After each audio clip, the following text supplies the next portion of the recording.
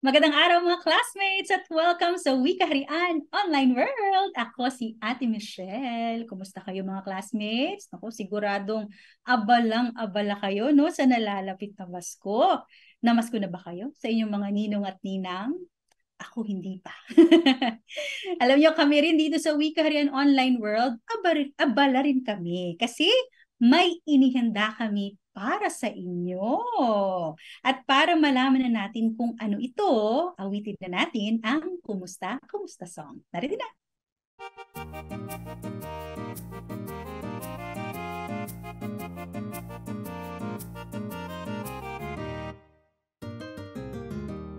Kumusta, kumusta, kumusta?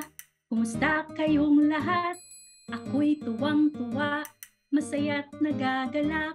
Tralalalalalalala, tralalalalalalala, tralalalalalalala, tralalalala. Kumusta, kumusta, kumusta? Kumusta kayong lahat? Ako'y tuwang-tuwa, masaya't nagagalak. Tralalalalalalala, tralalalalalalala, tralalalalalalala, tralalalala.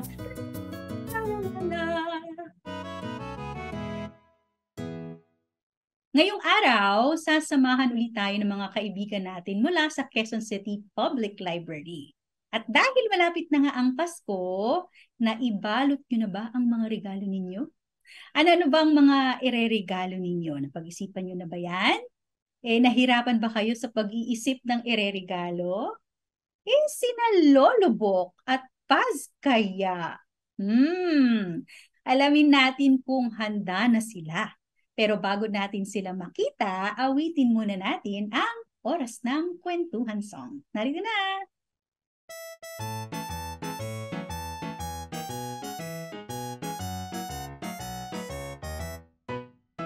Oras na ng kwentuhan.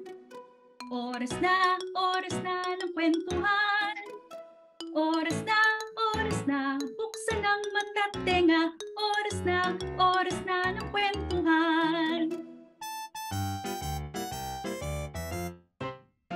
Oras na ng kwentuhan. Oras na ng kwentuhan. Oras na, buksan ang mata't tenga. Oras na ng kwentuhan.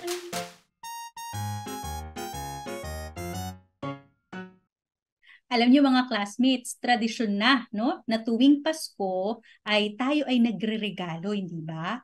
Pero hindi lamang sa pagreregalo maipapakita ang ating pagpapahalaga sa mga mahal natin sa buhay.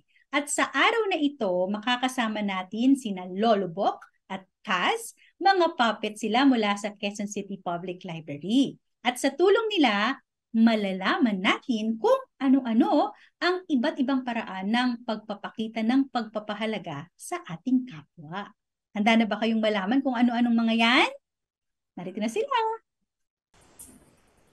Kamusta? Excited na ba kayo dahil malapit na magpasko? Ako rin, nag-iisip.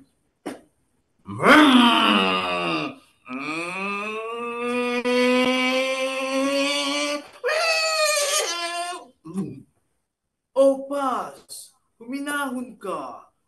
Anong nangyari? Malapit na po kasing magpasko, pero wala pa rin akong regalo doon para sa pamilya at kaibigan ko. Aba, tamang-tama ang dating mo. Dahil nag-iisip na ako ng mga ireregalo ko. Baka makakuha ka ng ideya.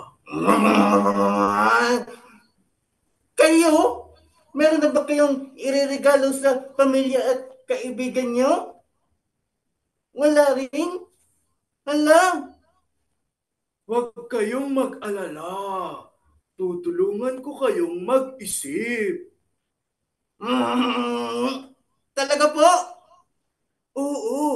May iba't ibang bagay na pwedeng gawin o ibigay ngayong Pasko. Pwede po kaming magbigay ng papel? Magugustuhan pa nila iyon? Bip, bip. Oo, papel. gumawa ng card gamit ang papel para sa pamilya o mga kaibigan nyo. Magsulat kayo ng magandang mensahe para sa kanila. Alam ko na, si ate, gagawan ko siya ng card. Pwede nyo ring gawan ng iba't ibang disenyo ang card na ibibigay nyo. Lagyan nyo pati ng mensahe na taos puso at tiyak. Magugustuhan yun ng kahit sinong makakatanggap. Tama! Tama! May regalo na ako para sa ate ko. Pwede rin kayong magbigay ng regalo. Naku! Wala po akong naipang pera para magkabili ng regalo. Hindi naman kailangan parating bago ang regalo. Yung laruan na laging hinihiram ng kapatid mo, pwede na yun ang ibigay mo sa kanya. Siguradong matutuwa siya. Tama! Yung bola ko, laging hinihiram. Hindi ko naman na masyadong ginagamit yan eh. Ibibigay ko na lang sa bunso kong kapatid. Yan! May regalo ka na para sa bunso mong kapatid. Ha? Walis? Sino naman ang may gusto ng walis para sa Pasko? Walis o ang pagwawalis. Pwede kayong gumawa ng isang bagay na magugustuhan nila. Yung nanay mo, alam kong matutuwa yun kung magwawalis ka o di kaya maglilinis ka ng bahay. Bip, bip. Oo nga. Ang galing mo, Lolo Book. Magugustuhan niyo ni nanay. Ilang beses niya akong pinaalalahanan na maglinis ng kwarto ko eh.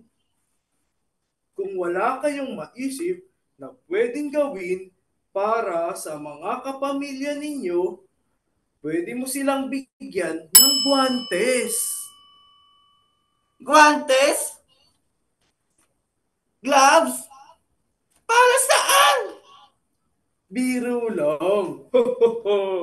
Ang ibig kong sabihin ay maaari nyo silang yakapin o kaya bigyan ng high five o kaya kahit tapik sa likod. Si tatay, matagal na rin noong huli ko siyang niyakap. O kaya magbigay kayo ng Orasan? pwede nyo silang bigyan ng oras. Gumawa ng bagay na kasama sila. Magkwentuhan. Kamustahin sila. Alam ko na, yung kaibigan ko. Bibigyan ko sila ng oras. Salamat, Lolo Book. Ang galing mo talaga. Bibit. Walang anuman. Sige po, ihahanda ko na po ang ibibigay ko sa Pasko. Bibit. Ay, teka. Anong ibibigay sa aking regalo? Paz! Teka! Bibit. Anong ibibigay mo sa aking regalo? Bibit. Nakinig ba kayo ng mabuti kina Lolo Bok at Paz? Sige, subukan yung sagutin ang mga tanong ko ha. Una, sa pag-uusap ni na Lolo Bok at Paz, anong maaari nating ibigay gamit ang papel at panulat? Naalala nyo ba? Ano bang pwede nating gawin o ibigay gamit ang papel at panulat? Ang sagot nyo ba ay mensahe? Tama, mensahe nga o words of affirmation. Maari tayong magpasalamat sa mga kapamilya at kaibigan natin. Yan. Ano naman ang maaari nating ibigay na nakabalot? Ano ba ito? Tama kayo, regalo nga. 'Di ba ito ang madalas na ibinibigay natin para maipakita ang pagpapahalaga natin sa iba? Yan, pwede tayong magbigay ng regalo. Ano naman ang sinimbolo ng walis? Ayun, ang tawag doon, acts of service o paggawa ng isang bagay na magugustuhan ng kapwa natin. Sa pag-uusap kanina, nakakita rin tayo ng guwantes, hindi ba? O gloves. Ano naman ang sinimbolo nito? Tama kayo. Touch. Ayan. Ang yakap ay simpleng pagpapakita ng pagmamahal sa ating mga kapamilya o kaibigan. At ano ang panghuli na sinisimbolo ng orasan? Naalala niyo ba ito? Ayun, time o oras. Importante rin na magbigay tayo ng oras at atensyon sa mga taong mahalaga sa atin. Nako, mahusay. Mga classmates, nasagot niyo ang ating mga tanong. Nakinig talaga kayo ng mabuti ha. Basta tandaan niyo na may iba't ibang paraan para maipakita ang ating pagpapahalaga sa kapwa. Sa ating kwento kanina, nakilala natin si Lolo Bok, isang puppet na libro, at si Paz, isang puppet na bus. Sila ay mula sa Quezon City Public Library. At alam nyo, makakasama natin ngayon ang isa sa mga nagbibigay buhay sa kanila. Siya ay si Kuya Gilbert. Si Kuya Gilbert Galyaza ay ang lead puppeteer of the Quezon City Public Library. Magandang araw, Kuya Gilbert! Magandang araw, Ate Michelle. Kamusta mga manonood? Alam mo, Kuya Gilbert, meron kaming mga gustong itanong sana sa iyo tungkol sa pagiging isang puppeteer. Okay lang ba yon, Kuya Gilbert? Shoot. Okay, sige. Ang una po namin gustong malaman, ilang taon na po ba kayong puppeteer? Almost 10 years na mahigit, Ate Michelle. Wow, ang tagal na pala, no? 10 years. 10 years na. 5 years dito sa public library and the other years dun sa mga private tsaka non-government organization. Oh, okay. So talagang matagal na kayong puppeteer, Kuya Gilbert, no? Paano ka ba nagsimula bilang puppeteer, Kuya Gilbert? Actually, nag-start siya parang curiosity,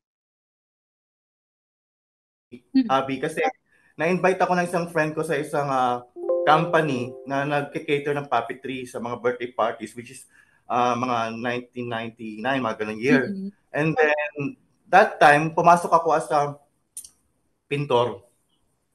Tapos nakita ko silang mga nagpa-puppet doon. So, na-curious ako. Tinanong ko kung anong ginagawa nila. So, inalok nila ako na mag-join as a junior 1 puppeteer, which is the lowest position that time sa kanilang company. So, doon na nag-start hanggang sa nakita naman nila na may potential ako sa pagmamanipulate. And then, here I am.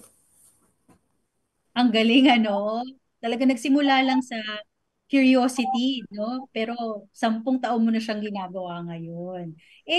Kuya Gilbert, nung bata ka ba naisip mo o naging pangarap mo ba ang pagiging puppeteer? Actually, Ate Michelle, honestly, wala sa hinuha, pangarap na maging ganito. Kaya hinatnan ko, yun nga, gaya ng sabi ko, yung curiosity na yun turned to be a passion. Tapos, eto nga, it happens na lang. And then, papasalamat ako dahil sa talent na nagkaroon ako. Tama, no? Talagang hindi mo rin talaga masasabi, kung ano ang magiging trabaho mo, kung anong magiging ka, no? Pagtanda mo o paglaki mo. Pero, Kuya Gilbert, baka may mga bata ngayon na nanonood na gustong maging puppeteer tulad mo. Ano naman ang maipapayo mo sa kanila? Eto, sa mga batang gusto maging puppeteer, 3 things. Hard work, amazing hand and eye coordination. Third, read books. Wow. Punta kayo dito sa library, magbasa kayo ng books. Not necessarily about puppetry, na libro. Mga adventure books, ayan. Kasi that way, pwedeng i-express nyo o mas ma-explore nyo pa yung mga different kind of emotions. You know, sa puppetry kasi, andyan dyan yung kailangan meron kang emotions na ilalabas. So, yun yung advice ko. Read books, para yung mga iba't ibang expression, emotions at your young age, mga bata nanonood dyan, madidiscover nyo na. Ayun. Ako, ang ganda naman ng payo mo, Kuya Gilbert, ano? Kaya mga classmates, tandaan, kung gusto nyo maging puppeteer, katulad ni Kuya Gilbert, kailangan magbasa rin tayo ng magbasa ng mga kwento. Kasi kung nakita nyo yung ginawa ng mga puppets kanina, hindi ba? Ang galing nila na gumawa ng mga boses at paggalawin yung mga puppets. Kaya kailangan, alam na alam din natin yung kwento na ating ibinabahagi sa kanila. Ayan, ako maraming salamat, Kuya Gilbert. At sana makasama ka pa namin sa susunod. Ate Michelle, maraming salamat din. Thank you. Bye-bye. Maraming salamat. Paalam! At dahil na pag-usapan natin ng mga puppets, gagawa tayo ng finger puppet katulad nito. Ayun, nakikita niyo ba yung ating finger puppet? Yan, kayang-kaya niyo rin itong gawin. Sabayan niyo lang ako sa paggawa ng ating finger puppet. At narito ang ating mga kailangan para magawa ang finger puppet natin. Una, kailangan natin ng mga makukulay na papel. Para magawa natin yung ating finger puppet na ito, kailangan natin ng kulay pula, kapiraso ng kulay berde o lugtiang papel, at kailangan din natin ng kapiraso ng puting papel. Okay, ano pa? Kailangan natin ng gunting. Kailangan natin ng panulat, no? Kahit anong panulat na meron kayo, marker, pangkulay, okay, ballpen, lapis, pwede yan. At kailangan din natin syempre ng pandikit. Ayan, nakikita niyo ba? Yan lang ang mga kakailanganin natin para magawa ang ating finger puppet. Okay, simulan na natin. Una natin gagawin ay kukuha tayo ng kapiraso ng pulang papel. Okay, katulad nito. Tapos, gugupit lang tayo ng kaunti. At itong natira, irorolyo natin siya. Okay, gagawa tayo ng parang apa o cone. Okay, nakita nyo ba? Yan. Siyempre, kailangan natin ng pandikit para maisarado natin yung ating cone. Yan. Okay. Pagkatapos natin gumawa ng cone o apa, yan, hintayin natin dumikit, no? Hintayin natin ng konti pa. Yun. Yan, hintayin lang natin itong dumikit ng tuluyan.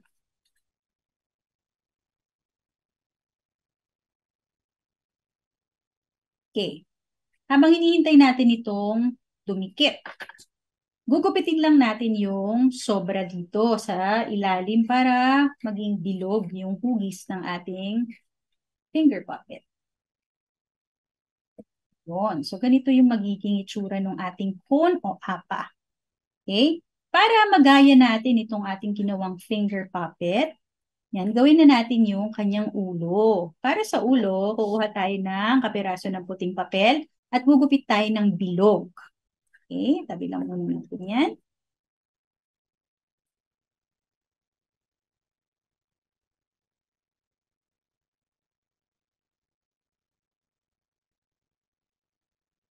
Yan, meron tayong bilog. At kung nakikita ninyo, may balbas, no, yung ating puppet. Kaya gagawa rin tayo ng balbas. Para gawin yan, kukupit lang tayo ng korteng ulap. Yan, di ba may mga pakurba-kurba na linya ang ulap. Tulad nito. Yan, susukatin natin din sa bilog na pinupit natin kanina. Yan. Ngayon, pagdikitin natin sila. Lalagyan lang natin dito sa ibaba. Ididikit natin yung balbas. Yan. Okay. Pagkatapos, kung napapansin nyo, meron ding sombrero itong ating ginawang finger puppet. Kaya gugupit tayo ng tatsulok. Okay, tulad nito. At ididikit natin dito sa ulo ng ating puppet.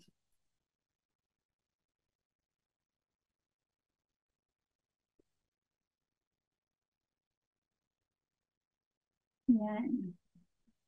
Okay. Ngayon, i-drawing na natin yung mukha ng ating puppet, ha? So, gagawa lang tayo ng dalawang tuldok para sa mata. At, ayan, yan ang kanyang bibig. Okay? Okay, itabi na muna natin ito. Gawin naman natin ngayon yung mga kamay ng ating puppet. Para gawin yan, kupit tayo ng kapiraso ng pulang papel. Ayan. At gupitin lang natin sa dalawa.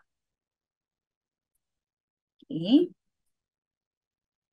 Kita natin ng konti. Yan. So, ito yung magiging kamay ng ating puppet. At lalagyan natin ng puting bilog sa dulo ng bawat kamay.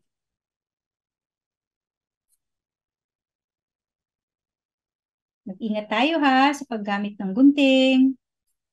Pwedeng magpatulong sa mga kapamilya para hindi tayo masugatan kung hindi pa tayo marunong gumamit. Okay. Pagkatapos, ididikit lang natin dun sa dulo ng kamay. Okay. Kita natin ng kaunting glue.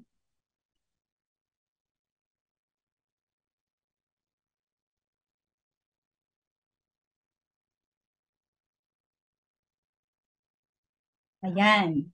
Okay.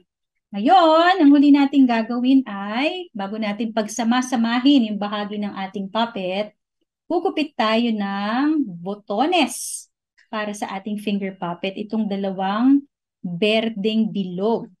So, kuha tayo ng kapiraso ng berdeng papel at kukupit tayo ng dalawang bilog.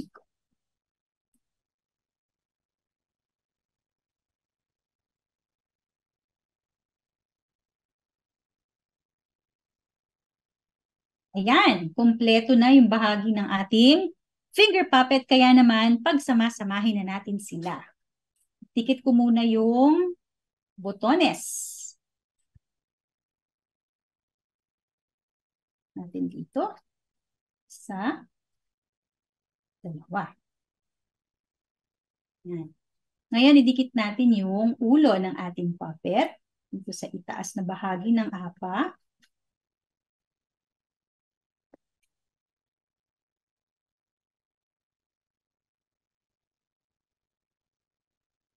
Yan. Sorry, ito pala. Yun. At panghuli, ididikit na natin ang mga kamay dito sa likuran ng ating puppet. Ganyan. Okay? Gawin na natin.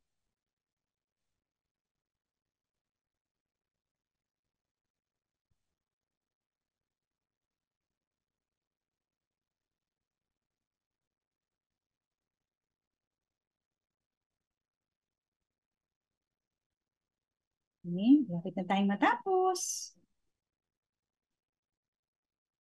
Ayun. At hintayin lang nating matuyo. At meron na tayong finger puppet. Ayan. Nakakatuwa, ano?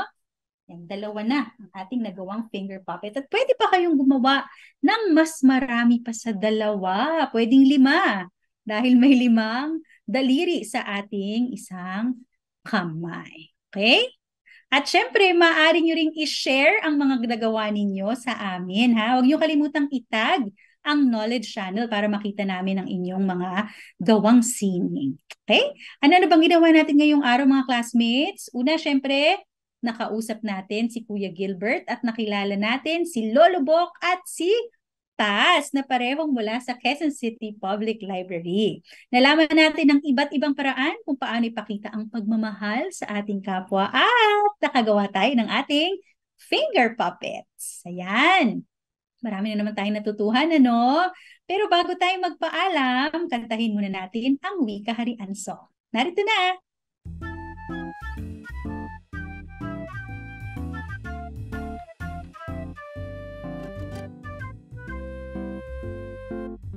Nagsimula ang lahat sa mga titik, kapag nadikitan ay nagiging pantig. Pantig na nagsama, nagiging salita, mga salita na bumubuo ng isang diwa.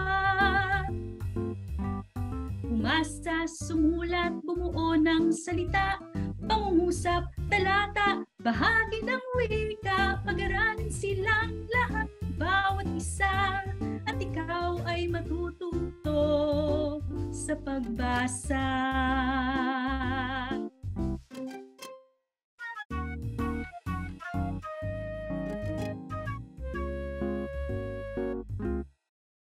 Sana'y natuto at nasiyahan kayo mga classmates. Maraming salamat ha sa pagsama sa amin ngayong araw. Makita-kita ulit tayo sa susunod. Paalam!